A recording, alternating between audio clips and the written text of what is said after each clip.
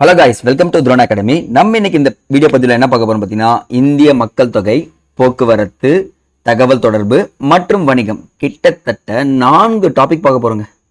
எத்தனை topic? 4 topic. இந்த 4 டாபிக்மே பார்த்தீங்கன்னா, நான் சொல்ற எக்ஸாம்லாம் பாருங்க. யூபிஎஸ்சி, டிஎன்பிஎஸ்சி, அந்த டிஎன்யூஎஸ்ஆர்பி, ஃபாரஸ்ட் கார்டு, எஸ்எஸ்சி, அப்புறம் பேங்கிங். நாங்கள் சார் அடிக்கிட்டே போகிறீங்க அப்படின்னு உங்களுக்குள்ள ஒரு கேள்வி இருக்கலாம். எல்லா எக்ஸாம்லையுமே கேட்கக்கூடிய ஒரு மிகப்பெரிய டாபிக் எதுன்னு கேட்டிங்கன்னா இந்த லெசன் தான். ஸோ அது மக்கள் தொகை, போக்குவரத்து, தகவல் தொடர்பு, வணிகம். இந்த டாப்பிக்கை நீங்கள் படிச்சுட்டு போயிங்கன்னா கிட்டத்தட்ட ஒரு 3 கேள்வி என்ன பண்ணிடலாம், அழகாக அடிச்சுட்டு முடிச்சுட்டு வந்துடலாம். சரிங்களா? ஸோ என்னென்னா நீங்கள் ஃபாலோ பண்ண வேண்டியது பார்த்தீங்கன்னா, ஜஸ்ட் ஒரு பென் எடுத்துக்கங்க, பக்கத்தில் நான் டயக்ராம் போடுறதுக்கு வச்சுக்கங்க. டயக்ராமோடு தான் படிக்க போகிறோம் இந்த பாடத்துலையும். ஸோ அதனால் டயக்ராம் இல்லாமல் நம்ம எந்த லெசனையும் போகலன்னு சொல்லியிருந்தோம். ஓகேங்களா? அப்போ 1 by 1 பார்த்துக்கலாமா? சார் என்னென்ன டாபிக் இருக்குன்னு சொல்லிட்டு பார்க்கலாமா? ஃபர்ஸ்ட் ஒன் மக்கள் தொகையை பற்றி தான் பார்க்க போகிறோம். மக்கள் தொகையை பற்றி என்டையர் டாபிக் நான் சொல்லிட்டு தான் உள்ளே போய் பாயிண்ட் சொல்ல போகிறேன். ஏன்னா நம்ம சொல்கிற பாயிண்ட் தான் எங்கே இருப்போம், இதில் வளன்னு கொடுத்துட்டு இருப்பாங்க. ஸோ அதனால் இதெல்லாம் மறந்துடுங்க, எல்லாருமே இதை மறந்துடுங்க. நான் சொல்கிறதுக்கு கவனிங்க. இந்த உலகம் தோற்றுவிக்கப்படுது. இந்த ஒரு செல் உயிரியான அமீபா, கிளாமிடமோனஸ், எக்கச்சக்கமான விஷயங்கள் வந்துடுச்சு. சரி, வந்துட்டு பிறகு அந்த பரிணாம வளர்ச்சியின் மூலமாக நம்ம எங்கேருந்து வந்தோம், அந்த குரங்குலேருந்து வந்தோம்னு சொல்லுவாங்க. அப்படி வந்துட்டு என்ன ஆகிடும் பார்த்தீங்கன்னா, அந்த குரங்குகள்லாம் இருக்கிறப்போ யோசிச்சு பாருங்க, டைனோசர் இருக்கும், குரங்குலாம் இருக்கிறப்போ பூமி நல்லா தான் இருந்துச்சு, எந்த ஒரு கெட்ட பழக்கமும் இல்லாமல், காடுகள்லாம் அழிக்கப்படாமல் நல்லா அது ஒரு வேலையை செஞ்சுட்டே இருந்துச்சு. பட் இந்த மனிதன் ஒருத்தன் உருவாயிட்டாங்க. உருவாகி என்ன பண்ணான்னா வேலையை காட்ட ஆரம்பிச்சிட்டான். அவனுடைய ஆசைக்காக இயற்கையை பயன்படுத்தினானா பாருங்க. என்ன பண்ணா? இயற்கையை பயன்படுத்தினான். அந்த இயற்கையை மொத்தமாக அழிச்சு என்ன பண்ணிட்டான், மக்கள் தொகையை அதிகப்படுத்திட்டான். அதுதான் நிஜம். அப்போ மக்கள் தொகை அதிகமானதால நாட்டில் நன்மைகள் இருக்குது, தீமைகள் இருக்குது. அட் த சேம் டைமில் நம்மளுடைய புவியில் என்னென்ன மாற்றங்கள் வருது அப்படின்றத முதற்கொண்டு நம்ம இந்த லெசனில் ஃபுல்லாக பார்க்க போகிறோம். இதுதாங்க இந்த லெசனோட இன்ட்ரோடக்ஷன்.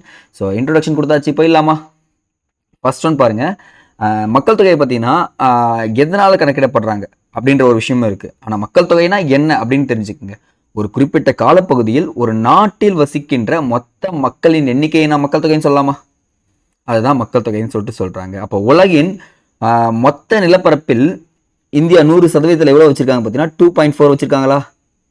ஆனால் 100% மக்கள் தொகையில் நம்ம எவ்வளோ பர்சன்டேஜ் வச்சுருக்கோன்னு பார்த்தீங்கன்னா 17.5%. புரியுதுங்களா? பரப்பளவில் கம்மி, ஆனால் மக்கள் தொகையில் நம்ம அதை விட அதிகமாக இருக்கோம்ன்ட்டு குறிப்பிட்டிருக்காங்க. இங்கே பாருங்கள், இந்த பயணம் கொடுத்துருக்காங்க. அவ்வளோதான். அப்போ மக்கள் தொகை விகிதம் மற்றும் பரப்பு விகிதத்தை விட அதிகமாக இருக்குன்னு சொல்லலாமா? மக்கள் தொகை விகிதம் பரப்பு விகிதத்தை விட அதிகமாக இருக்கிறது அப்படின்னு சொல்கிறாங்க. அப்போ உலகத்தில் நீங்கள் 6 பேர் இருப்பான்னு வச்சுக்கோங்களேன். உலகத்தில் மொத்தமாக மக்கள் தொகை எடுத்திங்கன்னா ஒரு 2000 கோடி, 200 கோடி, சரி 200 கோடிலாம் சொல்லவே முடியாது, எனக்கு 800 கோடி சொல்லாங்க. இந்த 800 கோடியில் 6 பேரை நீங்கள் எங்கன்னா பார்த்தீங்கன்னா அந்த 6 பேரில் ஒருத்தர் யாருன்னா இந்தியர்கள். 5 பேர் தான் யாராக இருப்பான், வெளிநாட்டுக்காரனாக இருப்பான். அப்போ புரியுதுங்களா? அப்போ உலகில் உள்ள 6 நபர்களில் ஒருவர் யாராக இருக்காங்கன்னா இந்தியர்களாக இருக்காங்கன்னு சொல்லிட்டு குறிப்புகளில் கூறப்படுகிறது. இது தாங்க இம்பார்ட்டன்ட் பாயிண்ட்ஸ்க்கு நோட் பண்ணுங்கள். பாயிண்ட்டில் நோட் பண்ண வேண்டிய இன்னொரு பாயிண்ட் என்ன பார்த்தீங்கன்னா, இந்த 3 பாயிண்ட்டுமே லைன் பை லைனாக எழுதி வைங்க. சரிங்களா?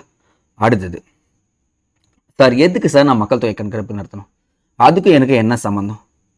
நான் பாட்டுன்னு சிவனேன்னு இயற்கையை அழிச்சிட்டு அழகாக சாப்பிட்டுட்டு இருந்தேன், என்ன வேலையில் திடீர்னு மக்கள் தொகை கணக்கெடுப்புன்னு ஒன்று வருது. இப்போ பாருங்களேன், ஒரு மக்கள் தொகைன்னு இருந்துச்சுன்னா அதில் பணக்காரன் இருப்பான், ஏழைன்னு இருப்பான், ஒரு வேளை சாப்பாட்டுக்கும் சாப்பிட முடியாமல் இருப்பான், வீடு இருக்கிறவன் இருப்பான், வீடு இல்லாதவன் இருப்பான். ஆனால் இந்த அரசானது ஒரு திட்டங்களை தீட்டி அதுக்கே அவங்களுக்கு ஏற்ற போர் என்ன பண்ணி ஆகணும், ஏதாச்சும் ஒரு சலுகையை கொடுத்தாகணும். பணக்காரனும் இங்கே சலுகை அனுபவிக்கிறான், ஏழையும் இங்கே சலுகை அனுபவிக்கிறான். அதை தான் இங்கே சொல்கிறாங்க. ஸோ மக்கள் தொகையை கணக்கெடுக்கணும் அதனுடைய விகிதங்களை வச்சு அப்படின்னு சொல்கிறாங்க. அப்போ மக்கள் தொகை கணக்கெடுப்பு பார்த்தீங்கன்னா 10 வருடங்களுக்கு ஒரு முறை நடத்தப்படுதுங்க. ஃபர்ஸ்ட் வந்து பார்த்தீங்கன்னா நிர்வாகத்திற்காகவும் திட்டமிடல், கொள்கைகளை உருவாக்குதல், அரசின் பல்வேறு திட்டங்கள் மதிப்பீடு செய்வதற்கு பயன்படுத்தப்படுகிறதுன்னு சொல்கிறாங்க. ரொம்ப ரொம்ப இம்பார்ட்டன்ட். இதையும் யார் கண்டுபிடிச்சானா வெள்ளைக்காரன் தாங்க கண்டுபிடிச்சான். இந்த வெள்ளைக்காரன் என்ன பண்ணுவார்னு சரிங்க, ஆங்கிலேயர்கள். வெள்ளைக்காரன்லாம் எழுதாதீங்க நான் சொன்னேன்னு சொல்லிட்டு. அதில் முக்கியமாக இந்த மேயோன்னு சொல்லிட்டு ஒரு பிரபு வருவார். அவர் என்ன பண்ணுவார்னா 1872ஆம் ஆண்டு இந்தியா மக்கள் தொகையில் இவ்வளோ இருக்கலாம் அப்படின்னு சொல்லிட்டு யோசிக்கிறார். சரி கணக்கெடுப்பு ஸ்டார்ட் பண்ணுவோம் அப்படின்னு சொல்லிட்டு ஸ்டார்ட் பண்ணுறாரு. பட் ஆனால் இது என்ன ஆயிடுச்சுன்னா முழுமை பெறவில்லை. என்ன ஆயிடுச்சு, 1872 முழுமை பெறாத ஒரு கணக்கெடுப்பாக தான் இருந்துச்சு. அப்போ முழுமையான முதல் மக்கள் தொகை கணக்கெடுப்பு எப்போ நடத்தப்பட்டதுன்னா 1881ஆம் ஆண்டு மேற்கொள்ளப்பட்டது. நோட் பண்ணுங்க. Second point, first point, second point. இப்போ இந்த இடத்துல நம்மளுடைய வைஸ்ராயா இருந்தவர் யாருன்னு பார்த்தீங்கன்னா ரிப்பன் பிரபு. ரொம்ப ரொம்ப இம்பார்ட்டன்ட்ங்க. ஏன்னா ரிப்பன் பிரபு தான் உள்ளாட்சி அமைப்புகளின் தந்தை என்று அழைக்கப்படுபவர்னு சொல்லிட்டு சொல்கிறாங்க. சரிங்க சார். அப்போ அங்கிருந்து நம்ம கண்டினியூ பண்ணால் எத்தனாவது மக்கள் தொகை கணக்கெடுப்பில் இருக்குன்னு பார்த்தீங்கன்னா இப்போ ரீசெண்டாக 2011 15வது மக்கள் தொகை கணக்கெடுப்பில் தாங்க நம்ம இருக்கோம். இப்போ 2022 நடந்திருக்கலாம், 21 ஏன் நடக்கலை? ஏன் நடக்கலனா கொரோனா. இந்த கொரோனாவால் நிறைய பேர் இறக்கவும் செஞ்சாங்க, சில பேர் வந்து பார்த்திங்கன்னா இடம்பெயரவும் செஞ்சாங்க. ஸோ மாற்றுதல் ஏற்பட்டிருக்கும்னு சொல்லிட்டு வெயிட் பண்ணிட்டு இருக்கோம். மேபி 2031 நடக்கலாம். இதில் கொஞ்சம் டேட்டாஸ் நடத்தி எப்போனா சென்ட்ரலையும் விடுறதுக்கு வாய்ப்புகள் இருக்குதுன்னு சொல்லிட்டு சொல்கிறோம். புரியுதுங்களா? அவ்வளோதாங்க. அடுத்தது மக்கள் தொகை அடர்த்தி மற்றும் பரவல். இதை பற்றி பார்க்கணும்னா ரொம்ப ரொம்ப இம்பார்ட்டன்ட் தெரிஞ்சுக்க வேண்டியது மக்கள் தொகை பரவல் என்பது புவியின் மேற்பரப்பில் மக்கள் இடைவெளியில் உள்ளார்கள் என்பதை எவ்விடைவெளியில் உள்ளார் என்பதை அறியறதுக்கு என்ன தேவைப்படுதுன்னா அடர்த்தி தேவைப்படுதாங்க. ஃபார் எக்ஸாம்பிள் நம்ம டயக்ராம்லேயே புரிஞ்சுக்கலாம். இது மலை பிரதேசம்னு வச்சுக்கலாம்.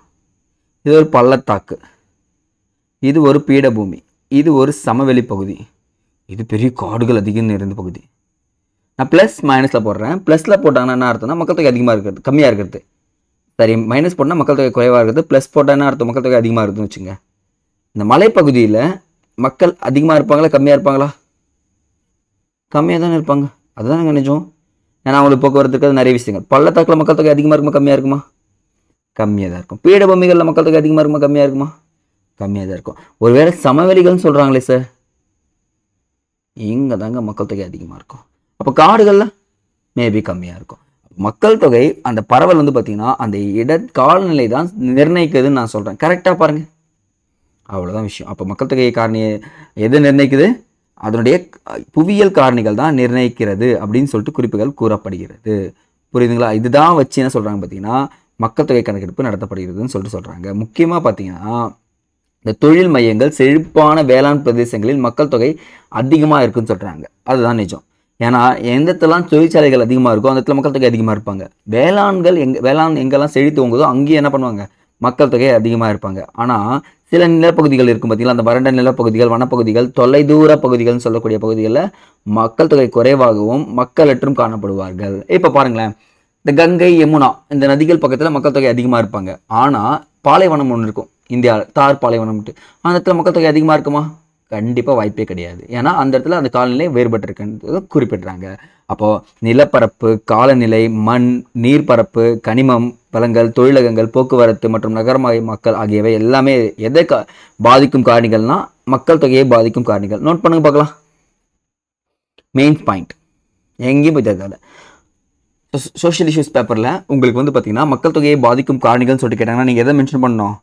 இதை மென்ஷன் பண்ணால் போதுமானது, வேறு எதுவுமே தேவையில்லை. அடுத்தது ரொம்ப ரொம்ப இம்பார்ட்டன்ட் பாயிண்ட்டுங்க. பலமுறை கேள்விகள் கேட்கக்கூடிய வாய்ப்புகள் இருக்குது. அதிக மக்கள் தொகையை கொண்ட மாநிலம் எதுன்னு பார்த்தீங்கன்னா ஃபர்ஸ்ட் பாயிண்ட் எழுதுங்க, உத்தரப்பிரதேசம். இந்தியாவில் அதிக மக்கள் தொகை எங்கே இருக்குன்னு பார்த்தீங்கன்னா உத்தரப்பிரதேசம் தான் இருக்குது. ரெண்டாவது இடத்துல யார் இருக்காங்க பார்த்தீங்கன்னா மகாராஷ்டிரா, பீகார், மேற்கு வங்கம் இருக்காங்க. இது எல்லாமே சேர்த்து கடைசியாக ஆந்திர பிரதேசமும் இருக்காங்க, தெலுங்கானா. இது எல்லாமே சேர்த்துனா ஆயிடுச்சு மக்கள் தொகையை பாதி வச்சிருக்குன்றது சொல்கிறாங்க. அப்போது மக்கள் தொகை அதிகமாக உள்ள மாநிலம் கேட்டாங்கன்னா யார் சொல்லணுங்க? உத்தரப்பிரதேசம் தான் சொல்லணும். ரெண்டாவது மிக குறைந்த மக்கள் தொகை கொண்ட மாநிலம்னு ஒன்று கேட்கலாமா? அதிகம்னு ஒருத்தர் இருந்தால் என்ன பண்ணணும்? குறைவுன்னு ஒருத்தர் இருக்கணும். அவன் யார்? சிக்கிம். நீ சிக்கிம் கிட்ட போனால் சிக்கிக்குவ மக்கள் தொகையை சீரழிச்சிருவாங்க, குறைஞ்சிருவாங்க அப்படின்னு சொல்லுவாங்க. அப்போ சிக்கிம் வந்து மக்கள் தொகை குறைந்த மாநிலம்னு சொல்லிட்டு சொல்கிறாங்க. சார் இப்போது மாநிலங்களில் சொல்லிட்டீங்க, இந்த யூனியன் பிரதேசம்னு ஒருத்தர் இருக்கான்ல சார், அவன் என்ன சார் பண்ணான்? இப்போது மக்கள் தொகையில் அதிக மக்கள் தொகையை கொண்ட யூனியன் பிரதேசம் எதுனா டெல்லிங்க. அவ்வளோதாங்க, முடிஞ்சா பாருங்க.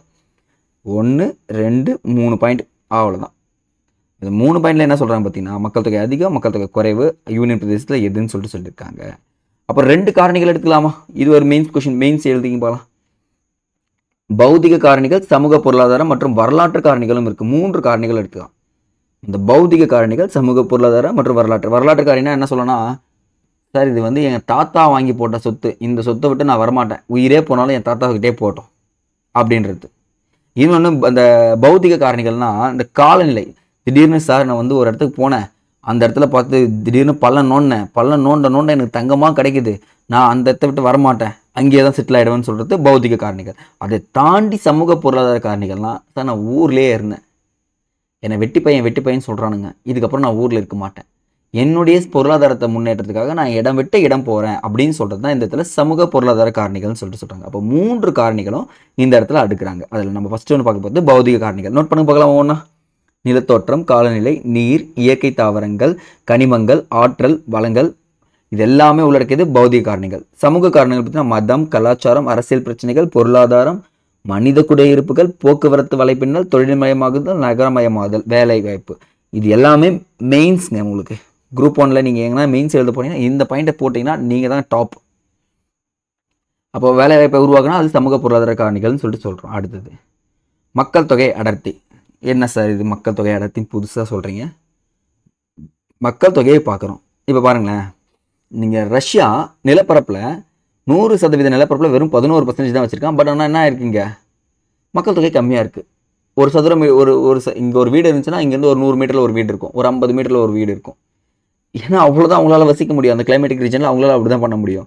பட் ஆனால் இந்தியாவில் மட்டும்தான் என்ன ஆயிடுச்சுன்னு பார்த்தீங்கன்னா, ஒரு சதுர கிலோமீட்டருக்கு ஒரு 380லேருந்து ஒரு 555 பேர் வரைக்கும் வசிக்கலாம்னு சொல்லியிருக்காங்க, வசிச்சுட்டு இருக்காங்க இப்போ வரைக்கும். நீங்கள் மெட்ரோபாலிட்டிகன் சிட்டி, ரொம்ப பெரிய பெரிய சிட்டிலாம் போனீங்கன்னா மக்கள் அதிகமாக இருப்பாங்க. எங்கடா போனானுங்க இவனுங்க அப்படின்னு சொல்லிட்டு பொங்கலுக்கு பார்த்துருப்பீங்களா? யாரெல்லாம் பொங்கலுக்கு போனீங்களோ ஊருக்கு, இவ்வளோ ஜனம் இருந்துச்சான்னு சொல்லிட்டு பார்ப்பீங்க. அந்த இடத்துல பஸ் ஸ்டாண்டில் மக்கள் தொகை அடர்த்தி உருவாயிருக்கும். அது வந்து ஃப்ராக்ஷன் சொல்லி டக்குன்னு என்ன ஆகிடும், மக்கள் தொகை கூட்டுருவாங்க. அதுதான் அடர்த்தின்னு சொல்லிட்டு சொல்லுவாங்க. அப்போது இது வந்து பார்த்திங்கன்னா ஒரு கான்செப்ட்டுங்க. ஸோ இந்த கான்செப்ட் என்ன பண்ணி ஆகணும், எல்லாரும் எழுதி தான் ஆகணும். எழுதுங்களா? எழுதுங்க பார்க்கலாம். சராசரியாக ஒரு சதுர கிலோமீட்டர் பரப்பளவில் வசிக்கும் மக்களின் எண்ணிக்கையை குறிப்பது எதுன்னு பார்த்தீங்கன்னா இதுதாங்க மக்கள் தொகை அடர்த்தின்னு சொல்லிட்டு சொல்கிறாங்க. அப்போது இந்தியாவின் சராசரி மக்கள் தொகை அடர்த்தி பார்த்தீங்கன்னா ஒரு சதுர கிலோமீட்டருக்கு 382 பேருங்க. செகண்ட் பாயிண்ட், ஒரு சதுர கிலோமீட்டருக்கு எத்தனை பேர்? 382 பேர். அப்போது உலகின் மிகுந்த 10 நாடுகள் இருக்கிற மக்கள் தொகை வச்சுருப்பாங்கல்ல, அந்த 10 நாடுகளில் இந்தியாவும் ஒன்றுன்னு சொல்லிட்டு சொல்கிறாங்க. 4th பாயிண்ட், இந்தியாவில் அதிக மக்கள் தொகை கொண்ட நாடு எதுங்க? எதனா தப்பு பண்ணால் உங்களை திகார் ஜெயிலில் போட்டுருவேன். ஐயோ திகார் இல்லைங்க, பிகார். அவ்வளோதாங்க. மக்கள் தொகை அதிகமாக கொண்ட மாநிலம் எதுன்னு சொல்லிட்டு கேட்டாங்கன்னா பீகார். அடர்த்தி சரிங்களா? 2வது, அதே மாதிரி குறைவான அடர்த்தி கொண்ட மாநிலம் இருக்கலாமா பாருங்கள், இருக்குது சார், இந்த அருணாச்சல பிரதேஷ்ங்க. ஏன்னா இந்த இடத்துல மலைகள் அதிகமாக இருக்கும். அட் த சேம் டைமில் வந்து பார்த்திங்கன்னா ரிவர் சிஸ்டம், பிரம்மபுத்திரா ரிவர் போது பார்த்தீங்களா, அதுவே நிறைய ஆக்குபை பண்ணிகிட்டு இருக்கோம் சொல்லிட்டு சொல்கிறாங்க. அது இல்லாமல் நம்மளுடைய பங்காளியான சைனாவும் கொஞ்சம் இடத்த எனக்கு வேணும்னு சொல்லிட்டு அவன் மேப்பில் பிடிச்சி வச்சுருப்பான். அதுக்கு பயந்துன்னு என்ன பண்ணுவாங்க, அங்கேருந்து கொஞ்சம் இடம் பெயர்ந்துட்டே இருப்பாங்க. அதன் காரணமாக தான் சொல்கிறாங்க. அது மட்டும் இல்லாமல் இந்த யூனியன் பிரதேசங்களில் பார்த்தீங்கன்னா 5th பாயிண்ட் எழுதுங்க.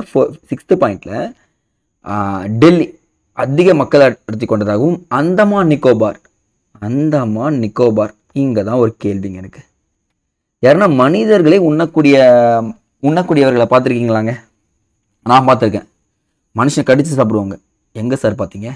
நான் வந்து லைவாலாம் பார்க்கலிங்க, ஜஸ்ட் இன்ஃபர்மேஷனில் ஒரு 5-6 வருஷத்துக்கு முன்னாடியே, ஒரு 4 வருஷத்துக்கு முன்னாடியே நினைக்கிறேன், நான் நியூஸ் பேப்பர் படிச்சுட்டே இருக்கேன். திடீர்னு பார்த்தா சென்டினென்டல் ட்ரைப்ஸ்னு ஒரு ட்ரைப்ஸ், சென்டினென்டல் பழங்குடியின மக்கள் என்ன பண்ணாங்கன்னா, ஒருத்தன் போய் ஃபோட்டோ எடுக்க போனானா, அந்த மக்கள் வந்து தேங்காவை நல்லா சாப்பிடக்கூடியவங்க. இவன் தேங்காய் எடுக்கிறதுக்காக அந்த இடத்துக்கு போனான். வெறும் 150 பேர் தாங்க அந்த அந்தமான் நிக்கோபாரில் இருக்கிறது, அந்த தீவில், அந்த ட்ரைப்ஸு. இவன் போய் அந்த இடத்துல இந்திய கவர்மெண்ட்டே அங்கே போகக்கூடாதுன்னு சொல்லிட்டாங்க. நம்ம ஆள் உள்ளே போகிறாரு ஃபோட்டோ எடுக்கிறதுக்கு. கீழே அந்த கப்பல் ஓட்டுறவனும் சொல்கிறான் போயிடாத தம்பி போயிடாதுன்ட்டு. ஆனால் இவர் நம்ம பேச்சை கேட்காம கீழே இறங்கி போனோடனே அவன் கண்ணு முன்னாடியே என்ன பண்ணுறாங்க, கப்பல் ஓட்டி கண்ணு முன்னாடியே அந்த அமெரிக்காக்காரனை குத்தி அப்படியே உடம்பை கிழிச்சு சாப்பிட்டுட்டு எடுத்துன்னு போயிட்டாங்க, உள்ளே இழுத்துனே போயிட்டாங்க. அப்போ அவங்க மனுஷங்களை அப்போ தான் சாப்பிடக்கூடியவங்கன்னு சொல்லிட்டு ஆல்ரெடி சொன்ன விஷயம் ப்ரூஃப் ஆகிடுச்சு. அங்கே போய் நீங்கள் வந்து ஒரு தனியாக ஒரு எது சொல்கிறது, ட்ரோன்ஸ் கூட பறக்க முடியாது. பறந்துச்சுன்னா என்ன பண்ணுவாங்க பார்த்தீங்கன்னா, பிடிச்சி உள்ளே போட்டுருவாங்க. மீன் அம்பை வச்சு எழுதுவாங்க. இப்போ அந்த சென்டினென்டல் ட்ரைப்ஸ் வந்து பார்த்திங்கன்னா அதிகமாக இருக்கிறது அந்தமான் நிக்கோபார், அதிகமான 150 பேர் தான் இருக்காங்க. அதை இந்தியா பாதுகாத்துட்டு வருது. அப்போ எப்படி ஞாபகம் வச்சுக்கலாமா? குறைந்த மக்கள் தொகை அடர்த்தி கொண்ட யூனியன் பிரதேசம்னு எது சொல்லணும் நீங்கள்? அந்தமான் நிக்கோபார் அப்படின்னு சொல்லிட்டு தெரிஞ்சுங்க. நிறைய இன்ஃபர்மேஷன் சொல்லுவேன் இன்றைக்கி, நிறைய கதைகள் இருக்குது சரிங்களா? சரிங்க சார். இந்த மக்கள் தொகை திடீர்னு ஏறுறான், ஒரு இடத்துல திடீர்னு இறங்குறான். இப்போ நம்ம பொங்கல் எங்கடா போகிறானுங்க இவனுங்கன்னு சொல்லிட்டு சொல்லுவாங்க பார்த்தீங்களா, அதே மாதிரி தான். இதுக்கு காரணம் 3 தாங்க. 1, பிறப்பு விகிதம். ஒரு இடத்துல குழந்தைகள் அதிகமாக பிறந்துச்சுன்னா அந்த இடத்துல என்ன ஆகும், மக்கள் தொகை மாற்றம் ஏற்படுமா பாருங்கள். 2வது இறப்பு விகிதம். ஒருவேளை இறப்பு விகிதம் கம்மி ஆயிடுச்சுன்னா மக்கள் தொகை ஏற்றம் இறக்கம் காணப்படுமா பாருங்க. எல்லாருமே 100 வயசு வரைக்கும் வாழ ஆரம்பிச்சிட்டாங்க. எல்லாருக்கும் எல்லா இடத்துலையும் எப்படி ஆகிடும், மக்கள் தொகை அதிகமாக இருக்கும். மூன்றாவது தான் ரொம்ப ரொம்ப இம்பார்ட்டன்ட், இப்போ கரண்ட் ட்ரெண்டிங்கில் இருக்குது இடம்பெயர்வு. எல்லாருமே தன்னுடைய வேலைக்காக தன்னுடைய சொந்த நாட்டையும் சொந்த மண்ணையும் விட்டுட்டு நம்ம என்ன பண்ண வேண்டியது இருக்குது, வெளி மாநிலங்களுக்கோ வெளி நாடுகளுக்கோ இல்லை வெளி நகரங்களுக்கோ செல்ல வேண்டிய கட்டாயத்தில் இருக்கும். அதுதாங்க தீர்மானிக்குது. அப்போ இந்த இடத்துல இது 3 தான் மக்கள் தொகை வளர்ச்சியை தீர்மானிக்குதுன்னு நான் சொன்னால் ஏற்றுப்பீங்களா பாருங்க. அவ்வளோதான் சார். அப்போ இது 3 என்ன பண்ணுறீங்க, எழுதுவீங்க. ப்ரிலிம்ஸில் கேட்டிருக்காங்க ஒருத்தர், ப்ரிலிம்ஸ் எக்ஸாமில் கேட்ட கொஸ்டின் இது. அப்போ பிறப்பு விகிதம்னு என்னன்னு பார்த்துலாமா, ஒரு வருடத்திற்கு 1000 மக்களின் உயிருடன் பிறந்த குழந்தைகளின் எண்ணிக்கைங்க. ஃபர்ஸ்ட் பாயிண்ட் எழுதுங்க. பிறப்பு விகிதம்னா உயிருடன் பிறந்த குழந்தைகள். இறப்பு விகிதம்னா ஒரு ஆண்டில் 1000 மக்கள் தொகையில் இறந்தவர்களின் எண்ணிக்கையை குறிக்குது இறப்பு விகிதம். அடுத்து 3வது ஒன்று இருக்கு. இந்த இறப்பு விகிதத்தின் சரிவு மக்கள் தொகை துரித வளர்ச்சிக்கு முக்கியமாக இருக்குன்னு சொன்னேன். சொன்னால இப்போ எல்லாருமே 100 வயசு வரைக்கும் வாழ்றான்னு சொல்லிட்டாங்கன்னா டக்குன்னு அந்த இடத்துல என்ன ஆகிடும், மக்கள் தொகை அதிகமாகிட்டு இருக்கும். இப்போ உத்தரப்பிரதேசம் வந்து தமிழ்நாடு வந்துடும். ஒரு வேளை ஆகிட்டா நல்லா தானே சார் இருக்கும். சிலருக்குலாம் தெரியும், ஐயோ வேணாம் சீக்கிரமாக எனக்கு கூப்பிட்டுக்குங்க அப்படின்னு சொல்லிட்டு. சரி ஓகே, கடைசியாக போகும்போது ஒரு குட்டி ஸ்டோரி சொல்கிறேன். அந்த ஸ்டோரி வந்து பார்த்தீங்கன்னா உங்கள் லைஃப்க்கு ரொம்ப ரொம்ப உதவும். புரியுதுங்களா? அடுத்தது இடம்பெயர்வு. எதுக்காக இடம்பெயர்வாங்கன்னு சொல்லிட்டு நம்ம நிறையவே பேசுகிறோம். ஆனால் அதில் ஒன்று பார்த்தீங்கன்னா 2 இடம்பெயர்வு நடக்கும். ஒன்று உள்நாட்டு இடம்பெயர்வு நடக்கலாமா, இன்னொன்று வெளிநாட்டு இடம்பெயர்வு நடக்கலாமா? கண்டிப்பாக நடக்குதுங்க. ஆனால் இதில் கிராமத்திலிருந்து நகர்ப்புறத்தை நோக்கி நகர்றவங்க தாங்க அதிகமாக இருக்கான். நீங்கள் 2 பண்டிகை எனக்கு தெரிஞ்சு, அந்த பொங்கல் தீபாவளி, இது 2த்துமே நீங்கள் பார்த்தீங்கன்னா தெரியும், அதிகமாக டீசல் அதிகமாக செலவாகும். அந்த டைமில் தான் பெட்ரோல் அதிகமாக செலவாகும். அட் த சேம் டைம் நம்ம காசும் செலவாகும். நம்ம எங்கே போயிட்டுருப்போம், நம்ம சொந்த ஊர் நோக்கி படையெடுத்து போயிட்டுருப்போம். அன்றைக்கும் பார்த்து வெள்ளிக்கிழமை நமக்கு தீபாவளி வந்துச்சுன்னா, சனி ஞாயிறு லீவ் வந்துச்சுன்னா எப்படி பறப்போம், ஜொயின்னு பறப்போம். அவ்வளோதான், காசு என்ன ஆகும், ஜொயின்னு போவோம். அது தாங்க காரணமாக இருக்குது. இப்போ இடம்பெயர்வு தான் இங்கே முக்கிய காரணமாக இருக்குது. அப்போ பார்த்தீங்கன்னா அவன் கிராமத்தில் சும்மா இருப்பான் பார்த்தீங்களா, யாரா இவனுங்க நம்ம ஊரில் வந்து சுற்றுறானுங்க அப்படின்னு நினைப்பான். ஆனால் அவனுக்கு தெரியாது நீங்களாம் இந்த ஊரில் தான் போனீங்கன்னு சொல்லிட்டு. அப்போ அதிக ஊதியம் பெறுவதற்காக தான் நம்ம என்ன பண்ணியிருக்கோம், இடத்தை விட்டு இடத்துக்கு போயிருக்கோன்னு சொல்லிட்டு சொல்கிறாங்க. அதே மாதிரி அடுத்த டாபிக் பார்த்தீங்கன்னா மக்கள் தொகை கலவை. கண்டிப்பாக கலந்து தான் காணப்படுறாங்க. நம்ம வயசானவங்க கூட இருப்போம், அப்புறம் திருமணம் ஆகாத பசங்க கூட இருப்போம், திருமணம் ஆனவங்க கூட இருப்போம், அட் த சேம் டைம் கல்லூரி மாணவர்கள் கூட பழகியிருப்போம், மொழி தெரியாதவங்க கூட போய் பழகியிருப்போம்.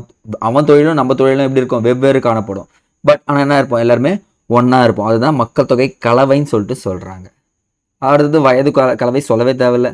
கண்டிப்பாக ஊருக்கு ஒரு 10 பேர் வயசானவங்க இருப்பாங்க. அதுலேயும் முக்கியமாக பாருங்கள், இந்தியாவில் 15 வயதிற்கு குறைவானவர்கள் பார்த்தீங்கன்னா 29.5%,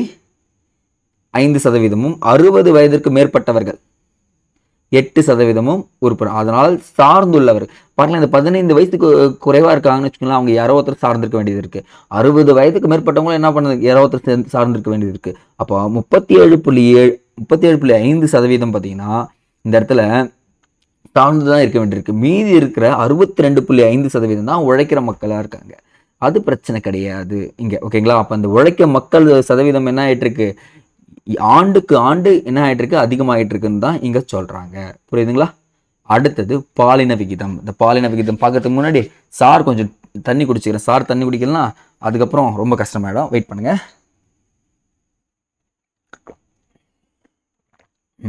ஓகேங்க, சொல்லலாமா? இந்த பாலின விகிதம் என்பது மக்கள் தொகையில் 1000 ஆண்கள், அந்த இடத்துல டிசைடிங் அத்தாரிட்டி யாருன்னு பார்த்தீங்கன்னா ஆண்கள் தாங்க. பெண்களின் எண்ணிக்கையை குறிப்பாங்க. என்ன சார் சொல்கிறீங்க, 1000 ஆண்கள் பெண்களின் எண்ணிக்கையா, சம்மந்தமே இல்லாமல் இருக்கே அப்படின்னு சொல்லிட்டு உள்ளுக்குள்ளே தோணுதா? தோணணும். இப்போ 1000 ஆண்களுக்கு ஒரு 800 பெண்கள் இருந்தாங்கன்னா இந்த இடத்துல பாலின விகிதத்தில் குறைபாடு இருக்குன்னு சொல்லலாமா? 200 பெண்கள் குறைவாக இருக்காங்க இந்த இடத்துல. அப்போது இந்த இடத்துல பாலின விகிதத்தில் குறைபாடு ஏற்பட்டுள்ளது. அப்போ இந்த இடத்துல குறைவான பாலின விகிதம் சொல்லிட்டு சொல்கிறாங்க. இப்போ 1000 ஆண்களுக்கு இந்த இடத்துல 1034 பெண்கள் இருக்காங்க. இப்போ பாலின விகிதம் அதிகம் சொல்லலாமா பாருங்க. இது தாங்க பாலின விகிதம் தான். பெண்களை வந்து பெண்களாக உள்ளது தான் சொல்கிறாங்க. அப்போ எத்தனை பெண்கள் இருந்திருக்காங்கன்னா 940 தான் சொல்கிறாங்க. பொதுவாக ஆவரேஜாக எடுத்து பார்த்தாங்க 1000 ஆண்களுக்கு நோட் பண்ணுங்கள் 940 பெண்கள் இருந்ததாக குறிப்பிடப்படுகிறது. அப்போ ஆண்களை விட குறைவாக இருப்பதை காட்டுறது தான் அந்த பாலின விகிதம் சொல்லிட்டு சொல்லியிருந்தோம். அந்த கேரளா மாநிலம்னு ஒரு மாநிலம் இருக்குங்க, கிட்டத்தட்ட 1084 பெண்கள். 1000 ஆண்களுக்கு எத்தனை பெண்கள் இருக்காங்க, 1084 பெண்கள். அதே பாண்டிச்சேரி யூனியன் பிரதேசம் இருக்கும் பார்த்தீங்களா, 1038 பெண்கள்ங்க. ஆனால் டையூடாமனில் குறைந்த பாலின விகிதம் இருக்குங்க. கிட்டத்தட்ட 618 பேர் தான். 1000 ஆண்கள் இருந்தாங்கன்னா 618 பெண்கள் தான் இருக்குன்னு சொல்லிட்டு சொல்கிறாங்க. இதுதான் பாலின விகிதத்தில் ஏற்படும் குறைபாடுகளாக இருக்குது. இப்போ மெயின்ஸ்னு உங்களுக்கு கொஸ்டின் கேட்கலாம். பாலின விகிதத்தை அதிகப்படுத்துவதற்காகவும் சமப்படுத்துவதற்காகவும் மேற்கொள்ளும் முயற்சிகள் பார்த்தீங்கன்னா பெண் கல்வியை ஊக்கப்படுத்துவது தவிர வேறு எதுவுமே கிடையாதுன்னு நான் சொல்வேன். பெண்களுக்கு கல்வியை கொடுங்கன்னு தான் நான் என்னுடைய சஜெக்ஷனில் சொல்லக்கூடிய விஷயம். அடுத்தது எழுத்தறிவு விகிதம். சார் இங்கே 7 வயசில் இருக்கான் சார். 7 வயசு ஆயிடுச்சு. அந்த வயசுக்கு மேலே ஒரு மொழியை அவன் புரிஞ்சுக்கிட்டு அந்த மொழியை படிக்க தெரிஞ்சு அவன் எழுதிட்டானே, அவன் என்ன அர்த்தம், அவன் எழுத்தறிவு கொண்டவன் அர்த்தம்னு சொல்லிட்டு சொல்கிறாங்க. அதுதாங்க இந்த ஃபர்ஸ்ட் பாயிண்ட் சொல்கிறாங்க. அடுத்தது பாயிண்ட் பார்த்தீங்கன்னா இந்திய மக்கள் தொகையின் அந்த 2011 கணக்கெடுப்பின்படி இந்திய மக்கள் தொகையில் எழுத்தறிவு விகிதம் இது நோட் பண்ணுங்கள். ஃபர்ஸ்ட் பாயிண்டில் 74.04%. ஆண்களின் எழுத்தறிவு விகிதம் 82.14%. பெண்களின் எழுத்தறிவு விகிதம் 65.46%. இது எல்லாமே எக்ஸாம் பாயிண்ட் ஆஃப் வியூவில் முக்கியங்க. கொஷின் கேட்பேன், புரியுதுங்களா? கொஷின் இருக்கிறதுக்கு வாய்ப்புகள் நிறையவே இருக்குது. அப்போது ஆண் பெண் எழுத்தறிவு விகிதத்தில் பெரிய வித்தியாசம் இருப்பதை காட்டுதா பாருங்கள். ஏன்னா பெண்கள் நிறைய பேர் படிக்க ஆரம்பிச்சிட்டாங்க, ஓகேங்களா? அடுத்தது இப்போ ஃபஸ்ட்டு ஆண்கள் தாங்க, பட் ஆனால் பெண்களும் படிக்க ஆரம்பிச்சிட்டாங்க. பட் ஆனால் இந்த இடத்துல கேரளான்னு ஒரு மாநிலம் இருக்குங்க. என்ன தான் பண்ணுறாங்கன்னு தெரியாது, படிச்சுட்டே இருப்பாங்களான்னு கூட தெரியாது. 93.9% எழுத்தறிவை கொண்டிருக்க யாருன்னு பார்த்தீங்கன்னா கேரளா மாநிலம் தான். அப்போது இந்தியாவில் முதல் மாநிலமாகவும் லட்சத்தீவு மாநிலம் ஒன்று இருக்குது. லட்சத்தீவு யூனியன் பிரதேசம் 2வது இடத்துல இருக்குது. சரி, குறைந்தது ஒருத்தன் இருக்கான் சார். இந்த அடர்த்தியில் ஒருத்தன் பார்த்தோம் பார்த்தீங்களா, சும்மா திகார் ஜெயிலில் தூக்கி போடுங்க சார், எதனா கோவம் வந்தான்னு சொல்லுவான் தெரியுங்களா, அவன் தாங்க. அந்த பீகார்னு நீங்கள் எங்கெல்லாம் பார்த்தீங்கன்னா குறைவானதில் அவனை தூக்கி முதல்ல போட்டுருங்க, யோசிக்காதீங்க. அப்போ பீகார் தான் வந்து பார்த்தீங்கன்னா எழுத்தறிவு விகிதத்துலேயும் கம்மியாக இருக்கான். யாருங்க இவன், எதுலையுமே வர மாட்டான்னு நினைக்கிறீங்களா? வருவான், பிரச்சனை கிடையாது, பார்ப்போம். அப்போ தொழில்சார் கட்டமைப்புன்னு ஒன்று இருக்குங்க சார். என்ன சார் தொழில்சார் கட்டமைப்புனா, ஜஸ்ட்டு புரிஞ்சுக்கிங்களேன். இந்த பொருளாதார நடவடிக்கையில் பங்கெடுத்துட்டானா அவன் தாங்க தொழிலாளர்கள்னு சொல்லாமல் பாருங்கள். இப்போ நான் வந்து சும்மாவே இருந்தேன்னா நான் வந்து பொருளாதாரத்துலையும் பயன்படலை, எனக்கும் நான் பயன்படலை, அதுதான் நிஜம். பட் நான் ஏதாவது ஒரு தொழிலை பண்ணுறேன். ஃபஸ்ட் நான் ஒரு தொழிலாளியாக இருக்கலாமா, 2வது பார்ட் டைம் ஜாப் பார்க்கலாமா, 3வது இடத்துல இருப்பான். அதுதான் நம்ம இப்போ எஸ்ஐன்னு சொல்லுவாங்களா. சார் என்கிட்ட தொழில் இல்லை, பட் ஆனால் என்கிட்ட நாலேஜ் இருக்குது. அந்த நாலேஜ் வச்சு என்ன பண்ண போகிறோம், என்றைக்காச்சும் ஒரு நாள் நம்ம என்ன பண்ணிவிடுவோம், வேலை வாங்கிடுவோம். அதை தான் இங்கே சொல்லுவாங்க, சரிங்களா? அப்போ இந்த இடத்துல 3 பகுதியாக பிரிக்கிறாங்க. இது எக்ஸாம் பாயிண்ட் ஆஃப் வியூவில் ஜஸ்ட் ஒரு ரீட் அவுட் மட்டும் பண்ணிங்க, வேறு எதுவுமே தேவையில்லை. அப்போ அதிக மக்கள் தொகையால் ஏற்படும் பிரச்சனைகள்னு சொல்லிட்டு பார்த்தீங்கன்னா நிறைய விஷயங்கள் இருக்குங்க. என்ன நடக்கும் பாருங்கள். மக்கள் நெருக்கடி ஏற்படுமா, வேலை வாய்ப்பின்மை ஏற்படுமா, மற்றும் திறனுக்கேற்ப வேலையின்மை ஏற்படுமா, குறைந்த வாழ்க்கை தரம், ஊட்டச்சத்தின்மை, இயற்கை மற்றும் வேளாண் வளங்களை தவறாக நிர்வகித்தலும் இருக்கும். என்ன பண்ணுவாங்க, அதிகமாக நிலங்களுக்கு எப்படி சொல்கிறது பார்த்தீங்கன்னா 3 மாதம் விளையக்கூடியதை சீக்கிரமாக விளை வைக்கக்கூடியது கண்டுபிடிச்சாங்க பார்த்தீங்களா, அந்த மாதிரிலாம் வர ஆரம்பிச்சிடும். அது இல்லாமல் நிலத்தை கையகப்படுத்தவும் ஆரம்பிச்சிருவாங்க அவன் ஏற்ற மாதிரி. அப்போ சுற்றுச்சூழல் முக்கியமாக பிரச்சனை ஏற்படும்னு சொல்லிட்டு சொல்கிறாங்க. அப்போ இது மெயின்ஸ் பாயிண்ட் ஆஃப் வியூவில் எழுதி வச்சுங்க போதும், புரியுதுங்களா சார்? நான் சொல்லும் போது ப்ரிலிம்ஸ் கம்ஸ் மெயின்ஸ் ரெண்டுமே சொல்லுவேன். ஸோ அதனால் கண்டிப்பாக நீங்கள் எல்லாம் தெரிஞ்சுக்க வேண்டிய விஷயங்கள் இருக்குது. அடுத்தது நகரமயமாதல். அப்போ இந்த பாயிண்டில் ரொம்ப முக்கியமான பாயிண்ட், கோவா மாநிலம் மிகுந்த நகரமயமாக்கப்பட்ட பகுதியாக உள்ளது.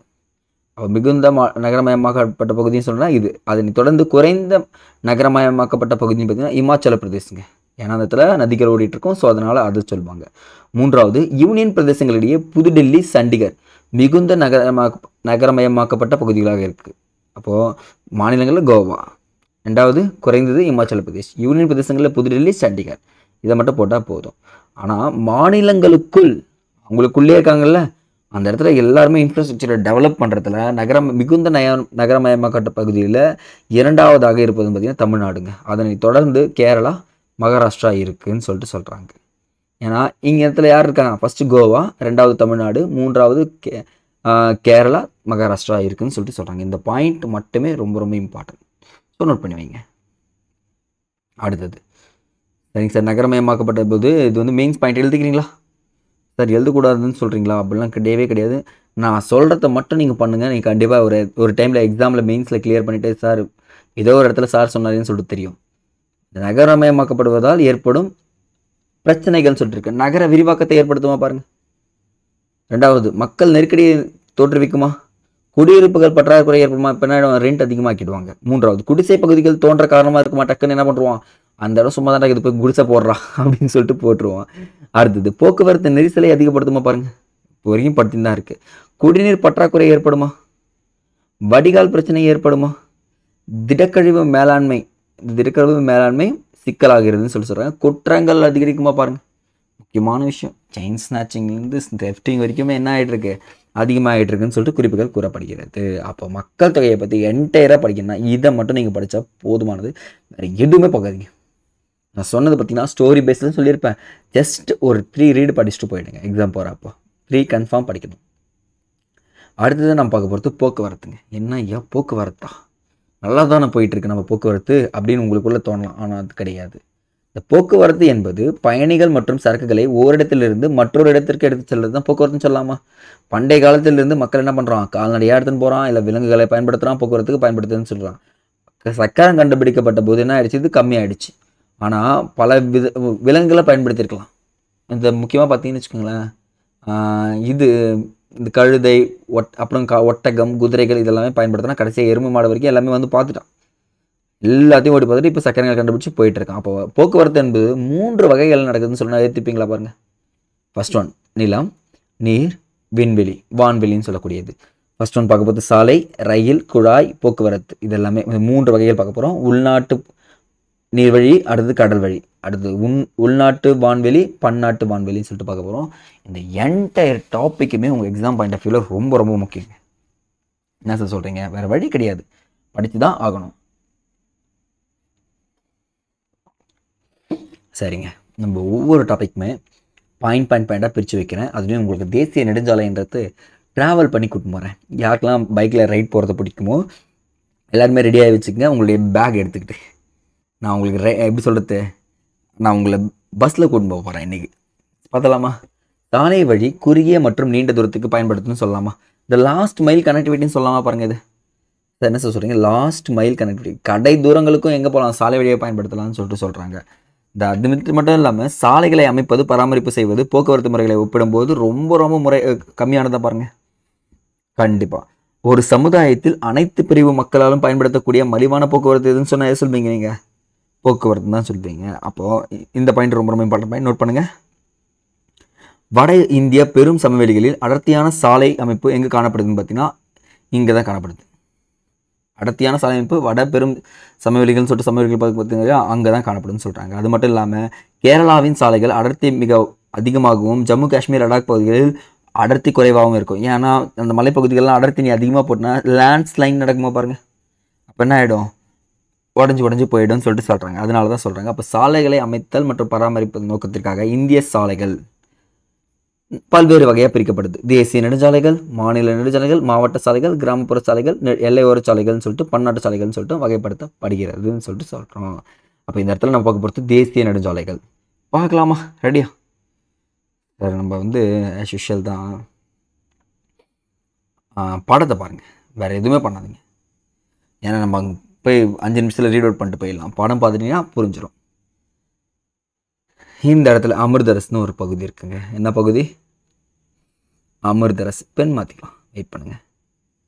அமிர்தரஸ்னு ஒரு பகுதி இருக்குது. அங்கேருந்து டெல்லி வரைக்கும் நான் என்னென்னு பேர் வைக்கிறேன்னா நேஷ்னல் ஹைவே 1. என்னென்னு பேர் வச்சுருக்கேன், NH1.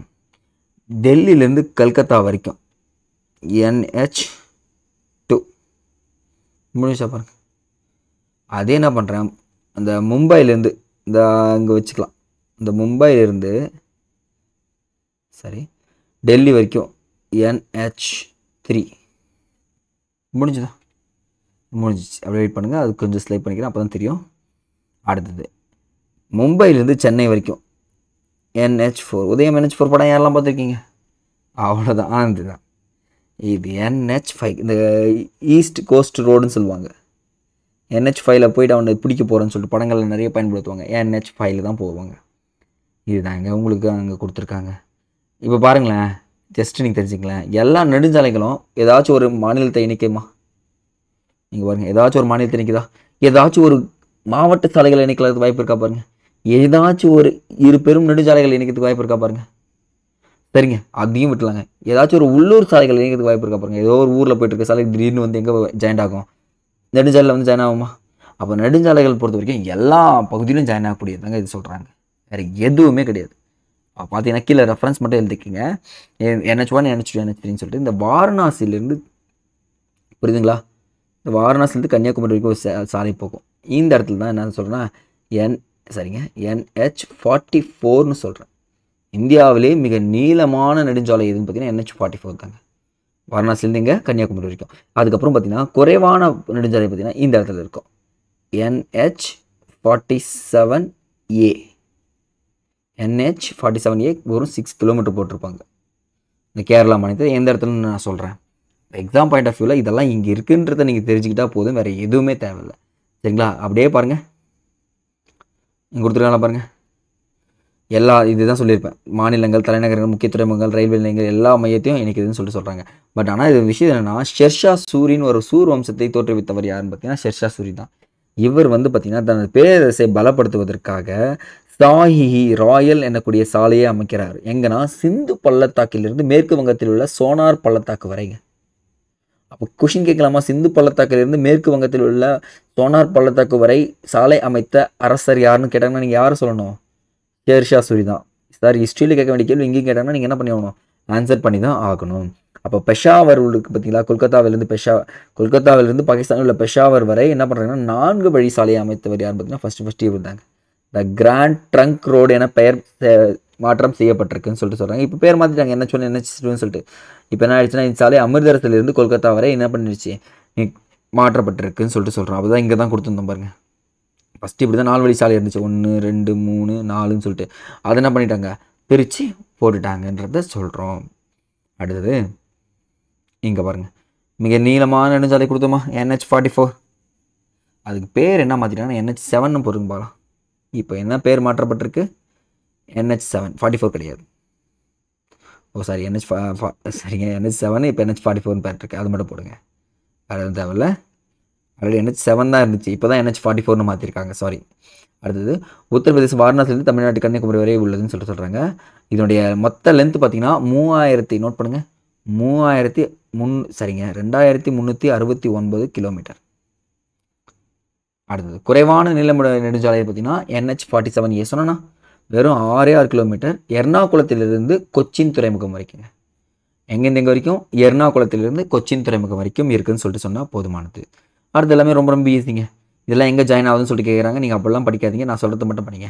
மாநில நெடுஞ்சாலைகளை பராமரிக்கிறது பார்த்தீங்கன்னா மாநில அரசு மற்றும் பொதுப்பணித்துறைன்னு போடுங்க. மாநில அரசு ப்ளஸ் பொதுப்பணித்துறை, மாநில அரசும் இருப்பாங்க இதில். ரெண்டாவது மாவட்ட சாலைகளை பராமரிப்பது யார் பார்த்தீங்கன்னா பொதுப்பணித்துறைங்க. பப்ளிக் வெல்ஃபேர் டிபார்ட்மெண்ட் இருப்பாங்கல்ல, அவங்க தான் PWDன்னு ஐ திங்க் அவங்க தான் பண்ணுறாங்க. அடுத்தது ஊரக சாலைகளை கிராம பஞ்சாயத்து. இது என்ன சார் ஊரக சாலைகள்? நீங்கள் யாருன்னா கிராமத்தில் இருந்தீங்கன்னா சிமெண்ட் ரோடு போடுறவங்க கிட்டலாம் போய் சண்டை போடலாம். ஏன்னா நீ தான் இதை பராமரிக்க வேண்டியதுன்னு சொல்லிட்டு நீங்கள் கேட்கறதுக்கு உங்களுக்கு உரிமை இருக்குது. இப்போ தெரிஞ்சுக்கிதுங்களா? ஓகே, வெயிட் பண்ணுங்கள் ஜஸ்ட்டு. அப்புறம் எல்லைப்புற சாலைகள் பார்க்கலாம். தண்ணி குடிச்சிட்டு வந்துடுறேன்.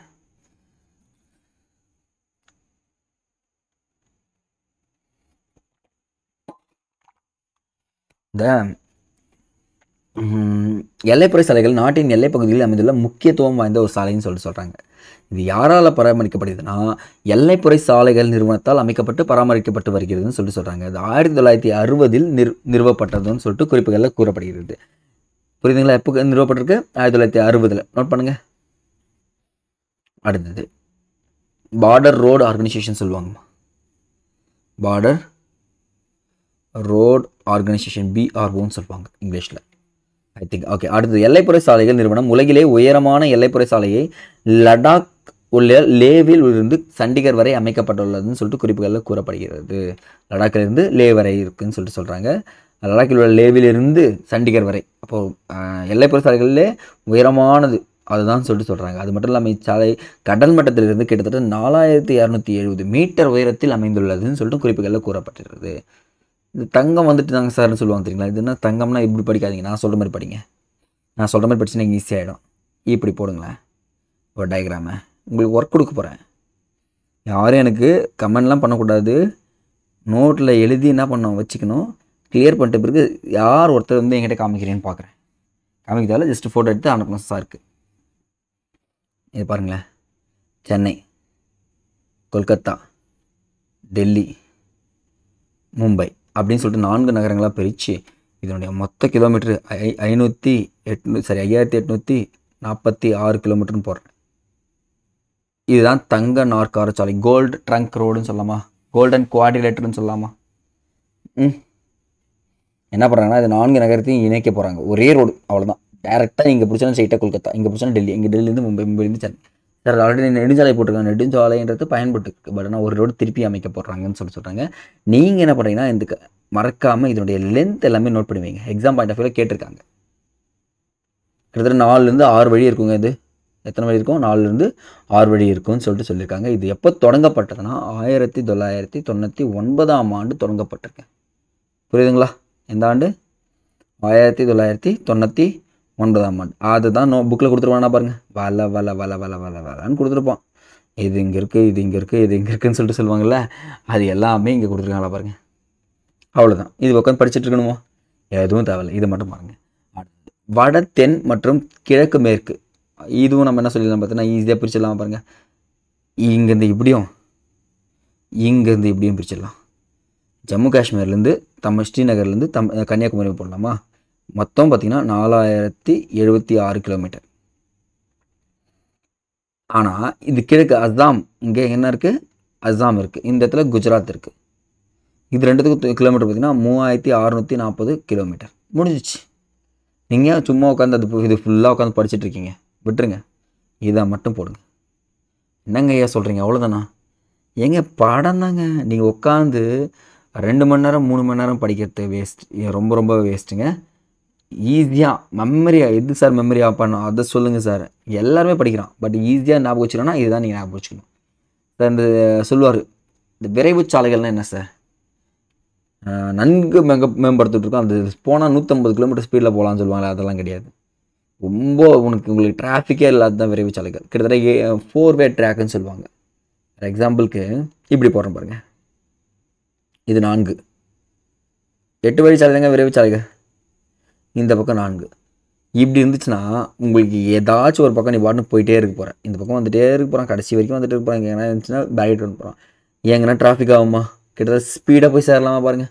அதுதாங்க விரைவு சாலைகள்னு சொல்லிட்டு சொல்லுவாங்க. அது எங்கெங்கெல்லாம் இருக்குன்றத மட்டும் நோட் பண்ணுங்க. வேறு எதுனா மும்பை பூனா ஃபர்ஸ்ட் விரைவு சாலை, 2வது கொல்கத்தா டம்டம் விமான நிலையம், 1 by 1 நோட் பண்ணுங்கள். 2வது துர்காப்பூர் கொல்கத்தா விமான நிலையம் நினைக்கிறேன், ஐ திங்க் விரைவு சாலை. அடுத்து 4வது டெல்லி ஆக்ரா. நீங்கள் கூகுளில் சர்ச் பண்ணி பார்த்தாலும் இந்த விரைவு சாலைகள் காணப்படுகிறதுன்னு சொல்லிட்டு சொல்கிறேன்.